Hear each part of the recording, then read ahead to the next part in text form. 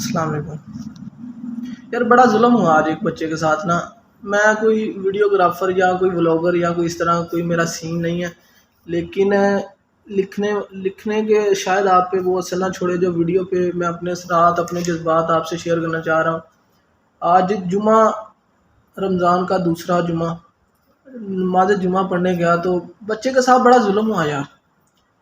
ایسا ظلم کہ جس کا اثر شاید اس کی پوری زندگی میں، جو اس کا اثر ہے نا بیڈ طریقے سے نیگیٹیوٹی لے گیا وہ، یا جو بھی ہے نا یہ اچھا، وہ ایک ہی نہیں پورے پاکستان میں. میرا یہ خیال ہے کہ پورے پاکستان میں یہ ظلم پتہ نہیں ایشیا کے باہر بھی یا پاکستان کے باہر بھی ایسے ہوتا ہے بچوں کے ساتھ مساجد میں، یا ہمارے ملک کے عظیم کا یہ کلچر ہے. تو مجھے تو یار بڑا اچھا بات یہ ہے کہ بچہ جمعہ سے 1 گھنٹہ پورا پہلے، یہ بات اس نے مجھے جمعہ پڑھ کے بتائی کہ میں 1 گھنٹہ پہلے جب کوئی بھی مسجد میں نہیں تھا، یہ چٹائیاں جو ہیں ساری دریاں میں نے بچھائی ہیں. تو ہوا ایسے کہ وہ سب سے آگے بیٹھا ہے بچہ. تو جو حاجی صاحب مین، جو خود کو بڑے دین کے ٹھیکیدار سمجھتے ہیں، جو بڑے خود کو جو سمجھتے ہیں کہ ہم پہ تو جنت واجب ہو گئی ہے، تو ہم تو صرف ادھر فارمیلٹی کے لیے مسجد میں آتے ہیں. یہ ایسے کوئی بندہ تھا، اللہ ہدایت دے مجھے اور اسے بھی. وہ بندہ آتا ہے، اسے کہتا ہے یہ بچے تو پچھلی صف میں جا، ادھر کیا کر رہا ہے. اور اس کا جو لہجہ تھا نا، میرا دل کر رہا تھا اسے ابھی کوئی جواب دوں، کوئی اس طرح کا جواب دوں جو اس کا دعویٰ کر سکے کہ اس نے بچے کے ساتھ ایسا رویہ کیوں اپنایا. لیکن افسوس والی بات یہ ہے کہ ہمارے معاشرے میں اکثریت، یعنی کہ مساجد میں جو، میں تو گناہ گار جاتا ہی کبھی کبھی ہوں نا، تو لیکن جب بھی دیکھتا ہوں تو جو کمیٹی یا کوئی بھی مسجد کا جو ممبر ہے نا، زیادہ تر ان کا رویہ مجموعی طور پہ ایسے ہی ہوتا ہے بچوں کے ساتھ. اگر کوئی بچہ مسجد میں آ گیا ہے، اسے جھڑک کے باہر نکال دیتے ہیں کہ تو ادھر کیا کرنے ہے. اگر بچے شرارتیں کرتے ہیں، آپ کو پتہ بچوں کا کام ہی شرارتیں کرنا ہے، وہ بچے اگر اکثر شرارتیں کر دیتے ہیں نا تو انہیں جھڑک کے دبک کے، اکثر تک میں نے ابھی پرسوں دیکھا ایک بندہ گالیاں تک نکالنے آ گیا کہ مجھے کیوں ڈسٹرب کر رہے ہو. مغرب کی اذان افطاری کے بعد اس نے فرض ادا کر لیا کہ سنت ادا کرنے کہ آپ مجھے ڈسٹرب کیوں کر رہے ہو ہیں. میں اپنے اللہ تعالیٰ سے ڈائریکٹ اس کے ملاقات ہوتی ہے نا، بڑا نیک ولی تھا، تو اللہ مجھے ہدایت دے. تو میں بچے کی بات بتا رہا تھا، بچہ بیچارہ وہ نا، حاجی صاحب کہتے جی پچھلی صفوں میں چلے. وہ بچہ پچھلی صف میں گیا، پچھلی سے پچھلی میں کر دیا، پچھلی سے پچھلی میں کر دیا. اور میں یہ سارا واقعہ دیکھ رہا ہوں اور دل کی آنکھوں سے دیکھ رہا ہوں، ان کے حاجی صاحبان کے میں جو الفاظ ہیں دل کے کانوں سے سن رہا ہوں. آپ بھی یہ ویڈیو دل سے سنیے گا نا. تو بچہ پیچھے چل گیا، پیچھے جاتے جاتے دھوپ میں کھڑا کر دیا اس بچے کو. بچے کو دھوپ میں کھڑا کر دیا. کوئی 10-12 سال کا بچہ ہے تو اس کو دھوپ میں کھڑا کر دیا. جماعت ہوئی ہے، ساری جماعت ہو گئی ہے. تو وہ جو حاجی صاحبان تھے نا، جنہوں نے ڈائریکٹ اللہ سے کلام ہم کلام ہونا تھا، وہ تو بھاگ گئے.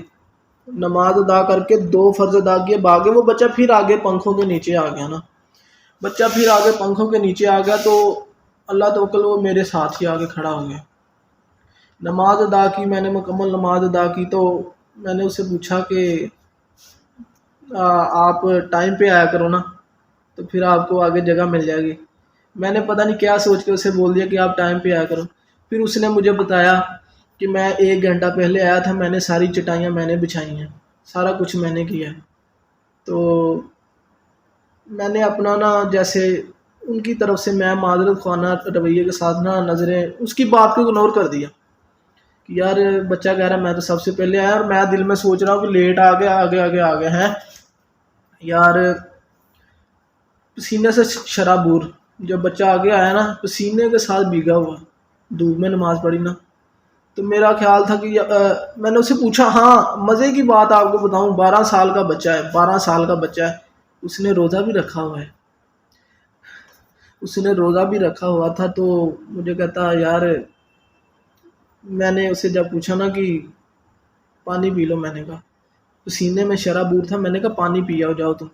اس نے بتایا کہ نہیں میرا نا روزہ ہے. تو مجھے اپنے معاشرے پہ بڑا افسوس ہوا، بڑا مجھے نا بیڈ فیل ہوا کہ یار، کیونکہ میرے ساتھ بھی ایسے ہمارے اگر میری ایج میں کوئی 20-22 سال کا اس ٹائم ہے نا بندہ، تو اس کے ساتھ اس طرح لازمی ہوا ہوگا 8-10 سال پہلے. بچوں کو سمجھتے یہ مسلمان نہیں ہیں، ہم ہی سارے مسلمان ہیں. یہ بڑی افسوس والی بات ہے. میں کبھی ویڈیو بناتا نہیں، لیکن میں نے کہا آپ کو جذبات، اثرات اور واقعہ سارا بتاتا چلو. میری درخواست ہے ایسے بندوں کے ساتھ میں ہاتھ جوڑ کے انہیں گزارش کرتا ہوں، خدا را یار جب بچے آتے ہیں نا مسجد میں تو وہ اپنا کارٹون، اپنے کنچے کھیلنے، گالم گلوچ چھوڑ کے، اپنی مستیاں، اپنا سارا کچھ چھوڑ کے، پیچھے چھوڑ کے مسجد میں آتے ہیں. آپ کو پتہ نہیں شاید اس بات کا.